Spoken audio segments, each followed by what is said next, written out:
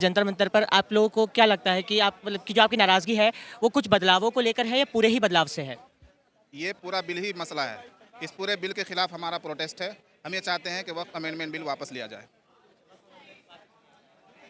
ऐसी क्या नाराज़गी है इस बिल से? अभी तो ये बिल पूरी तरह से सामने भी नहीं आया है, कुछ ही बातें सामने आई हैं इसकी सिर्फ। ये पूरी तरह से क्यों नहीं सामने आया? सबके सामने आ चुका है। इस बिल पर डिस्कशन हो चुका है। जेपीसी ने इस बिल पर लोगों की राय ली है। हमारे बुजुर्गों ने, हमारी तंजीमों ने, all India Muslim personal law board ने, जमीयत उलमा ने जो अपनी राय दी है, जेपीसी ने उन रायों को नहीं माना है, एक्सेप्ट नहीं किया। यही तो लड़ाई है। उनके अध्यक्ष का कहना है कि all India Muslim personal law board की जितनी भी मांगे थी उसको ध्यान में रखते हुए ही कमेटी ने जो अपना फैसला दिया था वो ध्यान में रखते हुए दिया था, तो फिर ये प्रोटेस्ट क्यों? एक तो यह है कि आदमी खड़ा रहे सामने और उसको बिना दिखाए लात मार दिया जाए, और एक यह है कि ध्यान में रखते हुए लात मारा जाए। तो ध्यान में रखते हुए लात मार रहे हैं आप, ये गलत बात है। गलत बात है, ये नहीं होना चाहिए इस तरह से। आपको लगता है इससे आपकी धार्मिक स्वतंत्रता जो है वो उसका हनन हो रहा है? बिल्कुल, धार्मिक स्वतंत्रता का भी हनन हो रहा है, हमारे अपने अधिकारों का भी हनन हो रहा है। ये किसी भी तरह से एक्सेप्टेबल नहीं है ये भी। लेकिन जिस तरीके से जब वक्फ बोर्ड किसी गैर मुस्लिम समुदाय की संपत्ति पर दावा करता है तो क्या उनकी धार्मिक स्वतंत्रता का हनन होना नहीं होगा वो?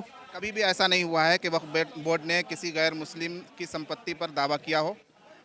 ऐसा हो सकता है कि पहले से उस पर किसी का कब्जा हो और उससे पहले वो वक्फ बोर्ड की प्रॉपर्टी रही हो, लेकिन वक्फ बोर्ड कभी भी किसी के दूसरी प्रॉपर्टी पर दावा नहीं करता है।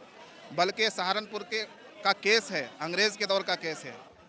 मस्जिद और मंदिर का फैसला था। मौलाना ने अदालत में खड़े होकर मंदिर के हक़ में और हिंदुओं के हक़ में गवाही दी थी कि ये हमारी जगह नहीं है, इनकी जगह है। हमारा मानना ये है, हमारे मज़हब का फतवा ये है कि किसी कब्ज़े की ज़मीन पर नमाज नहीं हो सकती है, मस्जिद नहीं बन सकती है। तो कैसे हम ले सकते हैं? जहाँ लेकिन वक्फ बोर्ड को लेकर कई ऐसे मामले भी सामने आए जिसमें आपके नुमाइंदों ने भी ये बात को स्वीकारा है कि वक्फ बोर्ड ने कई गलत जगहों पर भी दावा किया था और वहाँ भ्रष्टाचार भी हुआ था, तो सरकार तो कह रही है कि हम उनका निरीक्षण करना चाहते हैं सिर्फ इस बिल से। बस आखिरी बात मैं इसी का जवाब दे दूं मैं आपको।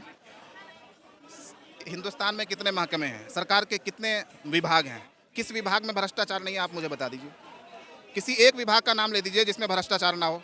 तो भ्रष्टाचार तो हर जगह है। इसका मतलब ये नहीं है कि आप कानून लाकर उसको ख़त्म करने की कोशिश करें, विभाग को ही ख़त्म कर दें आप। क्या नाम है आपका?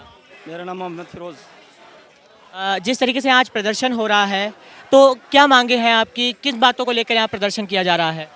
ये वक्फ बिल जो है, जो सरकार अपना इस पे हक जताती है, ये मुसलमानों की मिल्कियत है और मुसलमान ही का इसके अंदर अमल दखल होना चाहिए, ना कि सरकार का। जो सरकार चाहती है कि इसको हम अपनी मिल्कियत में ले लें।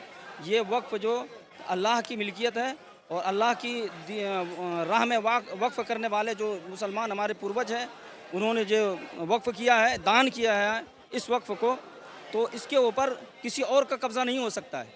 ये मुसलमानों का हक है, मुसलमानों की मिल्कियत है, रहेगी। लेकिन जो संशोधन बिल लाया जा रहा है उसमें तो यही कहा जा रहा है कि जो भी व्यक्ति दान में संपत्ति देगा वक्फ को, उसी की संपत्ति के ऊपर वक्फ का अधिकार होगा। तो फिर ये छीनना कैसे हुआ या कब्जा कैसे हुआ? जो संपत्ति दान में दी जाएगी उसी के लिए तो बात की जा रही है संशोधन बिल में।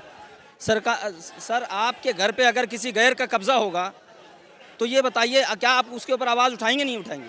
तो ये हमारा जो पूर्वजों के आज से नहीं कई सौ साल, हाँ, कई सौ साल तक ये मतलब चला आ रहा है। ठीक है, तो इसमें बहुत ज़्यादा बहस करने की ज़रूरत नहीं है। ये वक्फ बिल हमारा जो सरकार चाहती है कि इसके अंदर तरमीम करके हम अपना कब्ज़ा जमा लें।